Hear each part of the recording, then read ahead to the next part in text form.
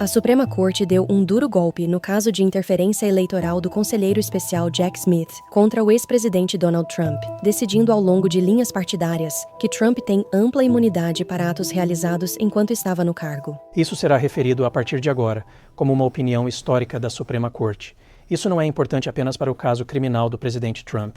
Eles realmente estabeleceram um quadro para todos os futuros presidentes. Em agosto de 2023, um grande júri federal indiciou Trump em um caso criminal sem precedentes, acusando o ex-presidente de 4 crimes relacionados às suas supostas tentativas de reverter a eleição de 2020. A equipe de defesa de Donald Trump apresenta este argumento de que um ex-presidente deve ser completamente imune de processos por qualquer dos atos que realizaram enquanto estavam no cargo. Eu sinto que, como presidente, você tem que ter imunidade. Muito simples. Após um tribunal inferior rejeitar as alegações de imunidade de Trump, o ex-presidente apelou. E em 1º de julho, a Suprema Corte lhe deu uma ampla proteção contra processos criminais. A Corte é muito explícita sobre isso. Ela estabelece seu quadro dizendo, citação, a natureza do poder presidencial confere a um ex-presidente imunidade absoluta de processos criminais por ações dentro de sua autoridade constitucional conclusiva e preclusiva. O que a Corte está dizendo nesta parte é bastante surpreendente. Eles estão basicamente dizendo que nada do que ele faz, em termos de pressionar o Departamento de Justiça para investigar quem ele quiser investigar como presidente, pode ser sujeito à responsabilidade criminal. A opinião da Alta Corte também diz que Trump tem direito, no mínimo, à imunidade presumida de processos por todos os seus atos oficiais.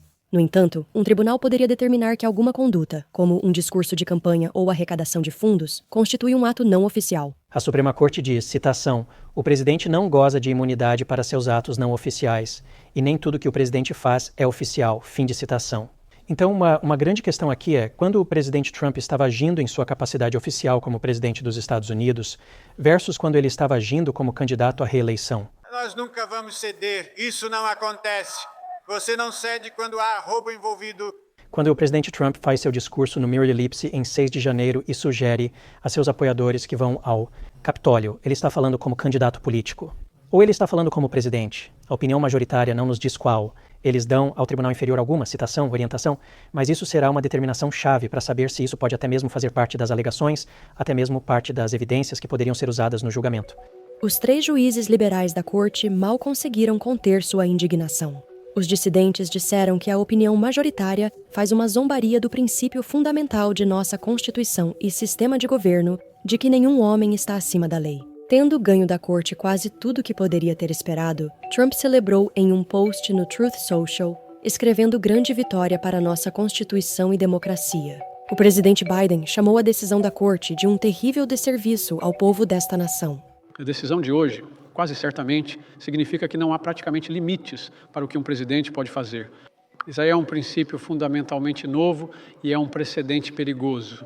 A decisão envia o caso de volta para a juíza distrital federal Tanya Chutkan, em Washington. O próximo passo é para a juíza Chutkan engajar-se no que chamamos de apuração de fatos. Ela agora aplicará o quadro da Suprema Corte. As alegações para determinar o que é conduta oficial versus não oficial. Se for conduta oficial, é absolutamente imune. Se não for absolutamente imune, é presumidamente imune. E se for presumidamente imune, o governo poderia refutar a presunção? Isso tudo é uma mistura de questões legais muito difíceis. Eu acho inconcebível que haverá um julgamento criminal antes da eleição. Se Trump for eleito para um segundo mandato, especialistas dizem que ele tem várias opções para anular o caso.